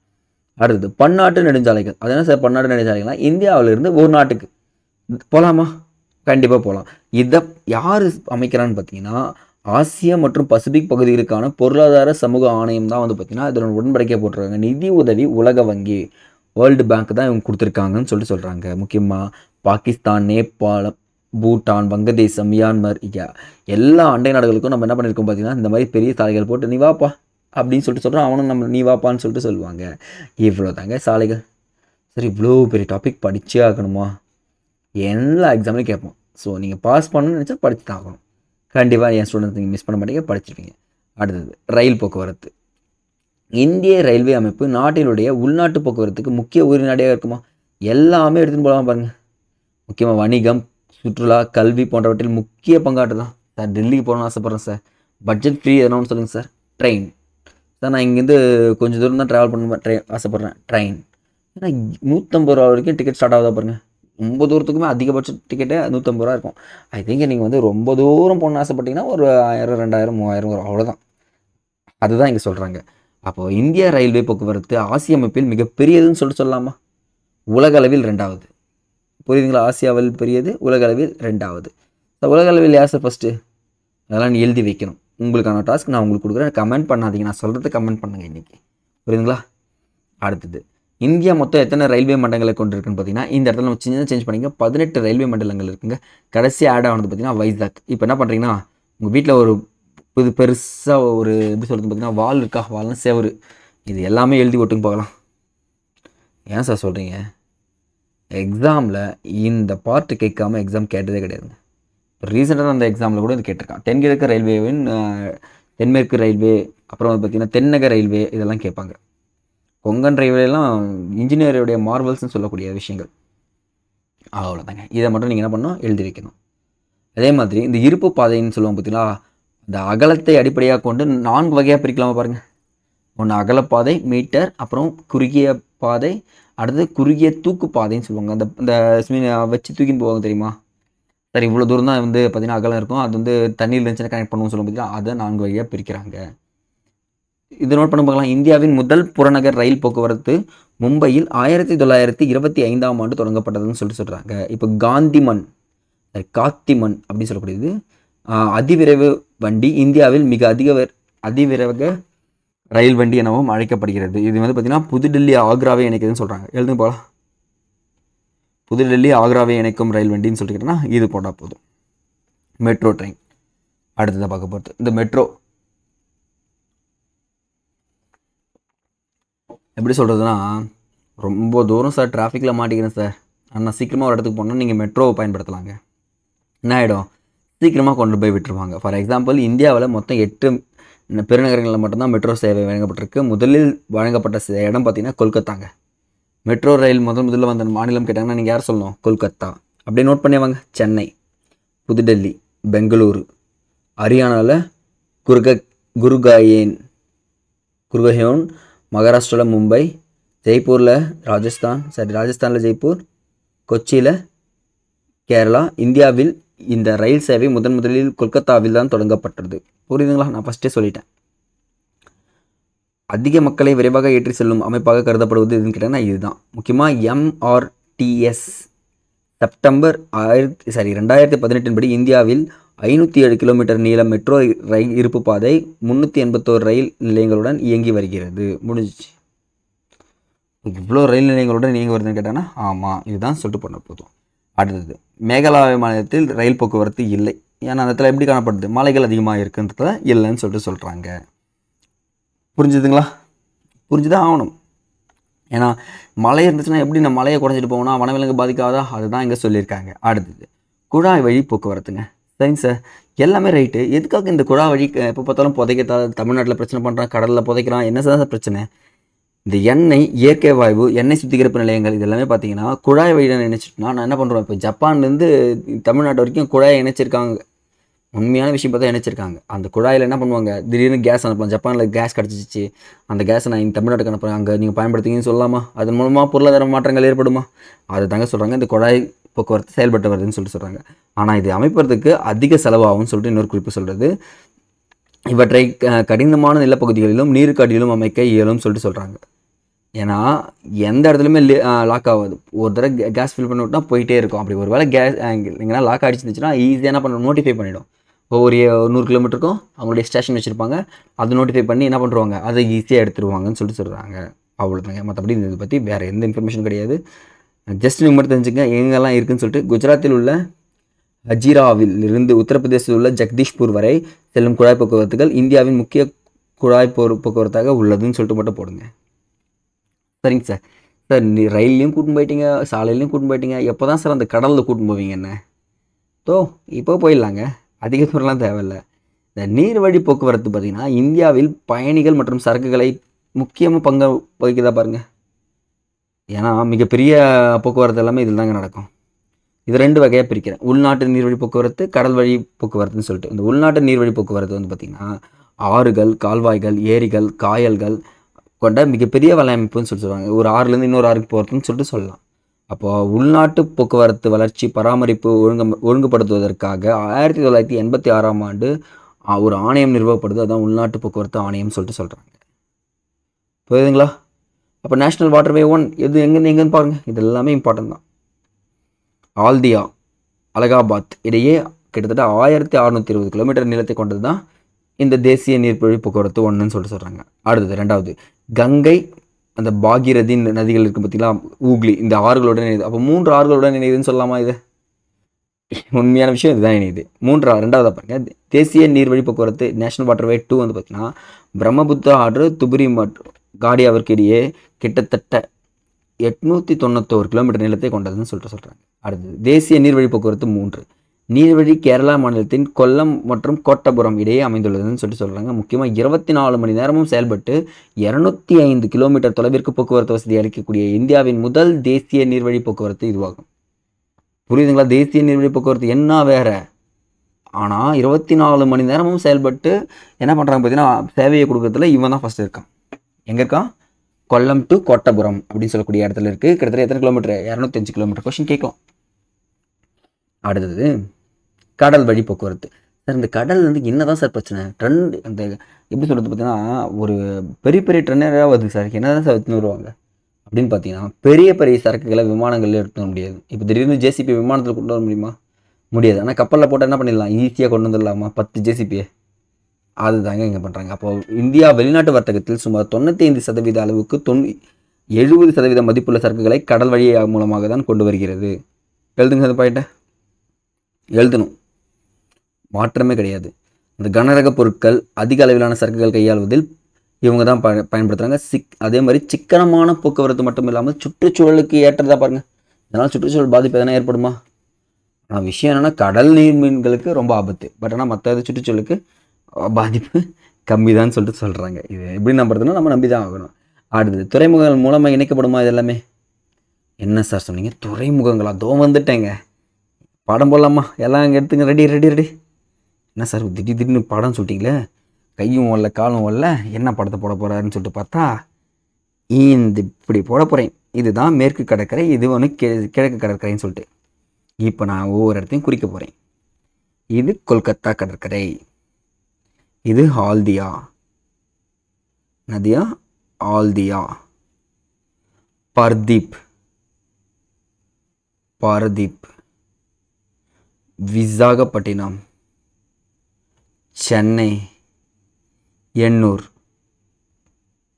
சொல்லும் போது எழுதினா கரெக்ட். இது எல்லாமே என்ன கடற்கரை? கிழக்கு கடற்கரை. புரியுதுங்களா? அடுத்தது காண்ட்லா கடற்கரை, காண்டாலா, மும்பை கடற்கரை.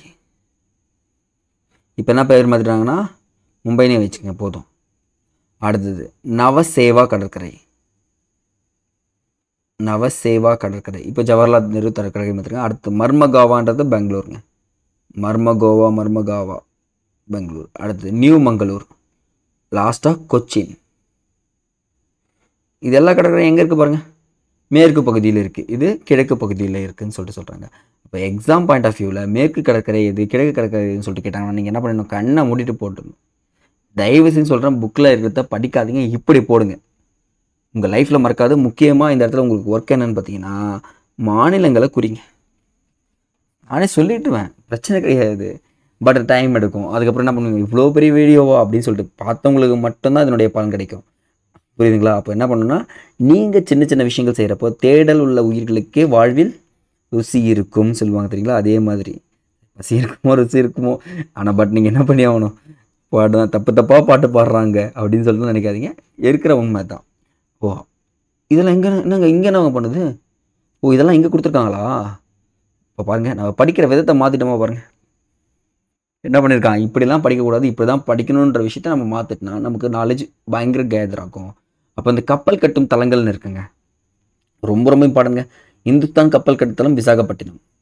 கொல்கத்தா அது வந்து பார்த்திங்கன்னா கார்டன் ரிச் கப்பல் கட்டும் தொழிற்சாலை இருக்குதுன்னு சொல்கிறாங்க. மாசகான் கப்பல் கட்டும் தொழிற்சாலை மும்பை. கொச்சி கப்பல் கட்டும் தளம் கொச்சியிலே இருக்குதுன்னு சொல்லிட்டு கண்டுபிடிச்சிடலாம்.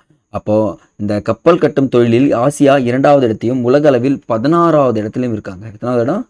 16வது இடத்திலும் பெற்றுள்ளதுன்னு சொல்லிட்டு சொல்லப்படுகிறது. அப்போ எக்ஸாம் பாயிண்ட் ஆஃப் வியூவில் இது ரெண்டுமே ரொம்ப ரொம்ப ரொம்ப முக்கியம். அடுத்தது வான்வழி போக்குவரத்து. வான்வழி போக்குவரத்து விரைவான பணச்செலவு மிகுந்த நவீன வசதி போக்குவரத்துன்னு சொல்லலாமா?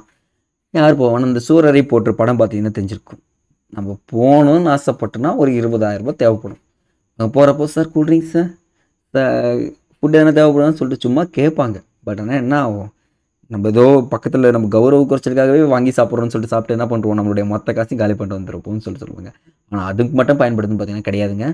மருந்து பொருட்களை ஏற்றப்படுத்தும், அஞ்சல் தாள்களை ஏற்றப்படுத்தும், சரக்குகளை ஏற்றப்படுத்தும் இது பயன்படுத்தப்படுதுன்னு சொல்லிட்டு சொல்கிறாங்க.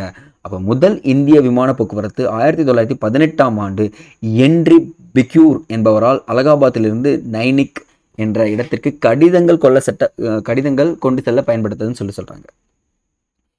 அப்புறம் 1953ஆம் ஆண்டு செயல்பட்டு வந்த 8 பல்வேறு விமான நிலையங்கள் ஒன்றிணைக்கப்பட்டு தேசியமயமாக்கப்பட்டது. அப்போ எத்தனை விமான நிலையங்கள் தேசியமயமாக்கப்பட்டதுன்னு சொல்லிட்டு என்ன சொன்னீங்க?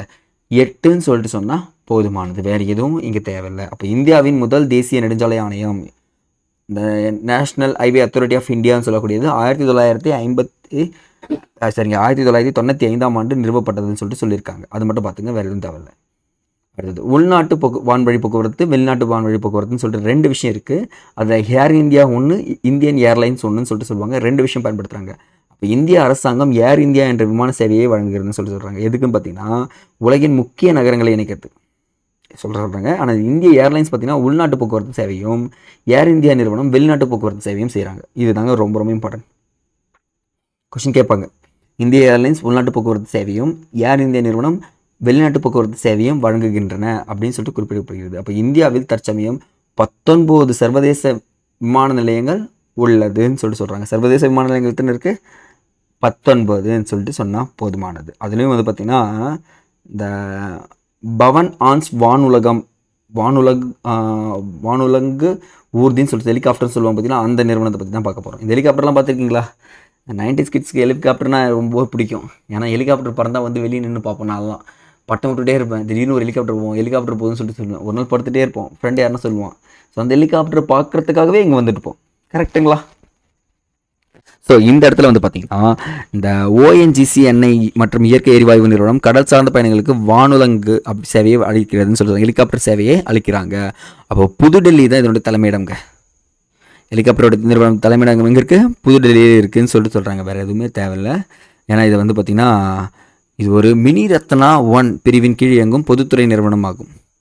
பவன் ஆன்ஸ் நிறுவனம் சொல்லக்கூடியது. மற்ற எதுவுமே தேவைன்னு நினைக்கிறேன். ஆமாம், ஏன்னா சில இடங்களுக்கு இப்போ குறிப்பிட்ட இடங்கள் இப்போ அந்தமான் போய் அங்கேருந்து நிக்கோபார் போகிறேன், அங்கேருந்து லட்சத்தீவு வரேன், அங்கேருந்து நான் இந்தியா வரேன் அப்படின்னா ஹெலிகாப்டர் பயன்படுத்தலாம். சுற்றுலாவுக்கு போனீங்கன்னா நீங்கள் அதை யூஸ் பண்ணினா இன்னும் கொஞ்சம் நல்லா இருக்கும்னு சொல்லிட்டு சொல்லியிருக்காங்க. வேறு எதுவுமே இங்கே இல்லை. அடுத்தது இந்திய விமான நிலைய பொறுப்பு ஆணையம் சொல்லிட்டு சொல்லுவாங்க. இது தாங்க ரொம்ப ரொம்ப இம்பார்ட்டன்ட். இந்திய விமான நிலைய பொறுப்பு ஆணையம் 1995ஆம் ஆண்டு ஆரம்பிக்கப்பட்டது. இந்த நேஷனல் ஹைவே அத்தாரிட்டி ஆஃப் இந்தியாவும் ஏஐயும் ஒன்றா ஆரம்பிக்கப்பட்டது தான் சொல்லிட்டு சொல்கிறாங்க.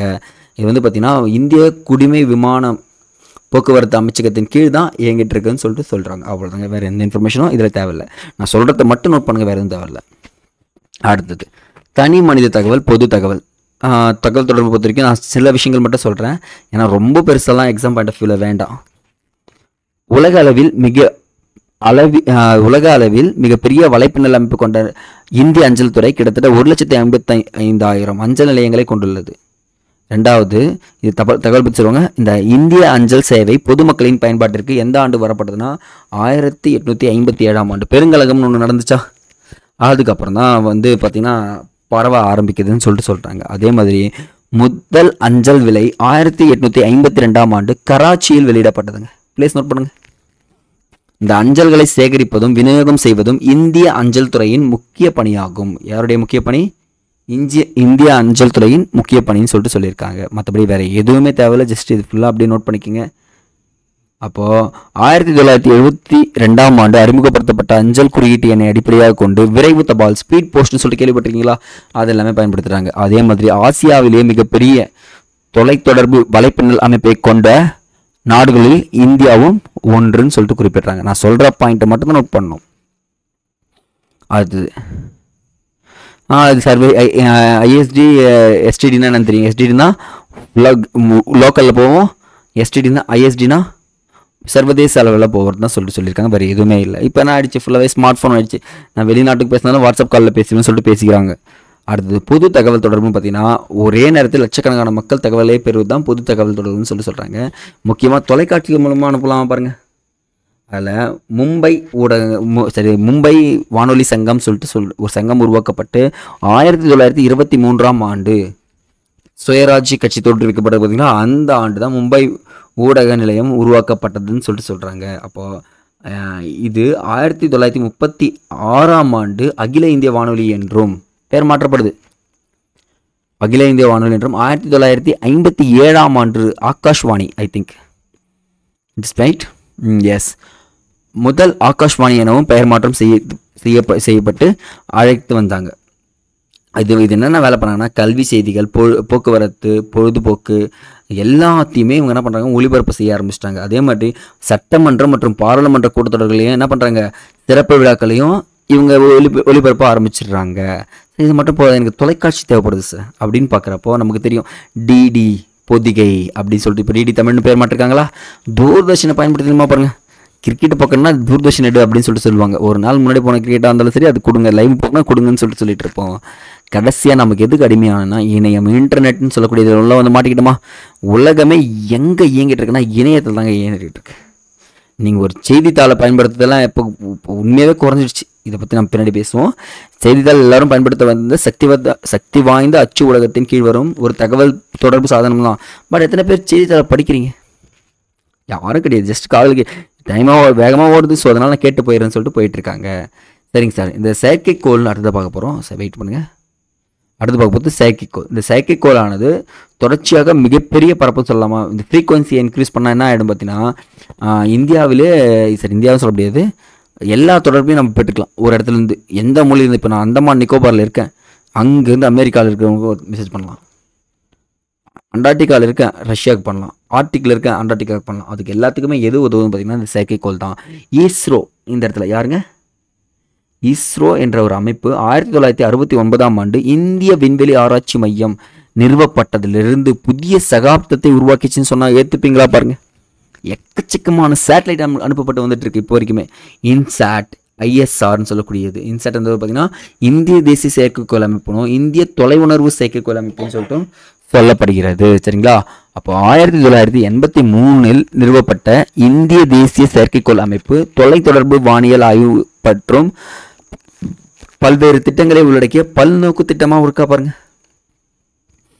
அவ்வளோதாங்க. அப்போ இன்சாட் வரிசை செயற்கைக்கோள் நிறைய இருக்குது. இந்த கைபேசி, தொலைபேசி, வானொலி மற்றும் தொலைக்காட்சிகளுக்கு சமிக்கைகள், சிக்னல்களை அனுப்ப பயன்படுத்தப்படுவதுன்னு பார்த்தீங்கன்னா இன்சாட் வரிசைன்னு சொல்லிட்டு சொன்னால் போதும். அதே மாதிரி இராணுவத்துக்கும் வச்சுருக்காங்க. அதே மாதிரி இன்சாட் வரிசை, ஜிசாட் வரிசை, கல்பனா 1, ஓம்சாட், எட்சாட், அப்புறம் வந்து பார்த்திங்கன்னா தகவல் தொடர்பு பயன்படுத்துறதுக்கு செயற்கைக்கோள்கள் பயன்படுத்தப்படுகிறதுன்னு சொல்கிறாங்க. கிட்டத்தட்ட டிசம்பர் 19, 2018 ஏவப்பட்ட ஜிசாட் 7 தகவல் தொடர்புக்காக சமீபத்தில் ஏவப்பட்ட ஒரு செயற்கைக்கோள்னு சொல்லிட்டு சொல்லியிருக்காங்க. அதே மாதிரி 1983 ஆகஸ்ட் 30 ஏவப்பட்ட இன்சாட் 1B தகவல் தொடர்புக்காக ஏவப்பட்ட முதல் இன்சாட் வரிசை செயற்கைக்கோள்னு சொல்லியிருக்காங்க. எல்லாமே இம்பார்ட்டன்ட், நோட் பண்ணுங்கள். அப்போ முதல் இன்சாட் 1B தகவல் தொடர்பு எப்போ பார்த்தீங்கன்னா 1983 சொல்லிட்டு பண்ணால் போதும். சரிங்க, அடுத்து வந்துடலாமா வணிகம். Last topic, last but not least. இது மட்டும் யாரும் போயிடக்கூடாது, டக்குன்னு ஃபுல்லாக கவனிச்சுட்டு போங்க. என் வீட்டில் கார குழம்பு, உன் வீட்டில் ரசம் வச்சுருக்கியாப்பா அப்படின்னு சொல்லிட்டு யாருன்னா கேட்டிருக்கீங்களா? எனக்கு கார குழம்பே பிடிக்காதுப்பா, ரசம் கொடுப்பா கொஞ்சம். அதுக்கு பேர் என்னன்னு தெரியுங்களாங்க? பண்டமாற்று முறைங்க. நம்புவீங்களா பாருங்கள். சரி, என்கிட்ட உப்பு அதிகமாக இருக்குது, உங்கள்கிட்ட நெல் அதிகமாக இருந்தால் கொஞ்சம் கொடுப்பா, நான் உப்பு தரேன். பண்டமாற்று முறையாக பாருங்கள். ஏதோ தாங்க காலப்போக்கில் மாறிடுச்சு. வணிகம் என்பது ஒரு நாட்டின் பொருளாதார வளர்ச்சியை நிர்ணயிக்கும் ஒரு முக்கிய கணின்னு சொல்லலாமா? உண்மையான ஒரு விஷயம் சொல்கிறாங்க. அப்போ பண்டமாற்று முறையை போயிட்டு பேலன்ஸ் ஆஃப் ட்ரேடுன்னு சொல்லக்கூடிய விஷயம் வந்து சாப்பாதுங்க. ஏற்றுமதி இறக்குமதி மதிப்புக்கிடையே வேறுபாடு, வணிக சமநிலை, பேலன்ஸ் ஆஃப் ட்ரேடுன்னு வர ஆரம்பிச்சிச்சு. ஏன்னா வச்சுக்கோங்களேன், ஒருத்தர் அதிகமாக தரான், ஒருத்தர் கம்மியாக தரான், அளவுகள் மாறுது. ஸோ அதனால் என்ன பண்ணலாம், பேலன்ஸ் பண்ணிக்கலாம் அப்படின்னு சொல்லிட்டு ரூபாயும் டாலரையும் பயன்படுத்த ஆரம்பித்தாங்கன்னு சொல்கிறாங்க. அப்போ வணிகம் 2 வகையாக பிரிக்கப்படுகிறது. ஒன்று உள்நாட்டு வணிகம், இன்னொன்று பன்னாட்டு வணிகம் சொல்லிட்டு பிரிக்கப்படுகிறது. இந்த உள்நாட்டு வணிகத்தில் வந்து பார்த்திங்கன்னா நிலவழி போக்குவரத்து முக்கிய பங்கனும், வெளிநாட்டு வணிகத்தில் நீர்வழி மற்றும் வான்வழி போக்குவரத்து முக்கிய பங்கை வகிக்கிறதுன்னு சொல்லிட்டு சொல்கிறாங்க. அடுத்தது வெளிநாட்டு வணிகம்னா 2 அல்லது மேற்பட்ட நாடுகளில் சொல்லிட்டு சொன்னால் போதும். இந்த ஏற்றுமதி பொருட்கள்னு இருக்குது பார்த்தீங்களா, நம்ம ஈஸியாக தேயிலை, காபி, கடற்சார் பொருட்கள், தாதுக்கள், கனிமங்கள், இது எல்லாமே நோட் பண்ணுங்கள். ஏன்னா நம்ம வந்து எக்ஸ்ட்ரா படித்து டைம் வேஸ்ட் பண்ணக்கூடாது. இருக்கிறத அப்படி நோட் பண்ணி வைங்க. இறக்குமதி பொருட்கள் பார்த்தீங்கன்னா இது எல்லாமே நோட் பண்ணுங்கள். என்னங்க சார், ஏற்றுமதி பொருட்கள், இறக்குமதி பொருட்கள் தெரிஞ்சுக்கணுமானா கண்டிப்பாக தெரிஞ்சுக்கணும். நீங்கள் ஒரு இன்ஃபர்மேஷன் தெரிஞ்சுக்கினா மட்டும்தான் உங்களால் ஈஸியாக அடிக்க முடியும்னு நான் சொல்கிறேன். சரிங்க, இன்றைக்கு ஒரு விழிப்புணர்வுங்க. எத்தனை பேர் ஃபோனோட வாழ்ந்துட்டு இருக்கீங்க வாழ்க்கையை? படிப்பை தவிர தயவு செஞ்சு சொல்கிறேன், ஃபோனை அதிகமாக யூஸ் பண்ணாதீங்க.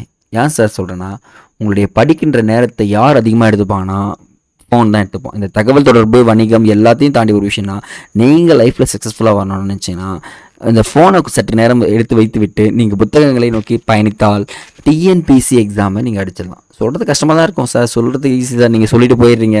என்னால் அது இல்லாமல் இருக்கவே முடியாது சார். அடுத்த நிமிஷம் நோட்டிஃபிகேஷன் வந்தால் என்ன பண்ணிடுறேன், மெசேஜ் பண்ணிட்டு தான் சார் வருவேன் அப்படிலாம் விட்டுட்டு இந்த ஒரு 7 மாதம் நீங்கள் என்ன பண்ணுறீங்கன்னா எக்ஸாம் வரப்போகுதுன்னு தெரிஞ்ச உடனே ஃபோன் டைமை ரெடியூஸ் பண்ணுறேங்க. பண்ணிவிட்டு உட்காந்து நீங்கள் தான் கெத்துன்றதை ப்ரூவ் பண்ண வேண்டிய நேரம் வந்திருக்கு. அந்த நேரத்தை கரெக்டாக பயன்படுத்துவீங்கன்னு நம்புகிறேன். இந்த லெசன் ரொம்ப ரொம்ப இம்பார்ட்டன்ட். ஸோ அதனால் யாரும் விட்டுறாதீங்க. அடுத்த வீடியோ பதில் சந்திக்கலாம். நன்றி.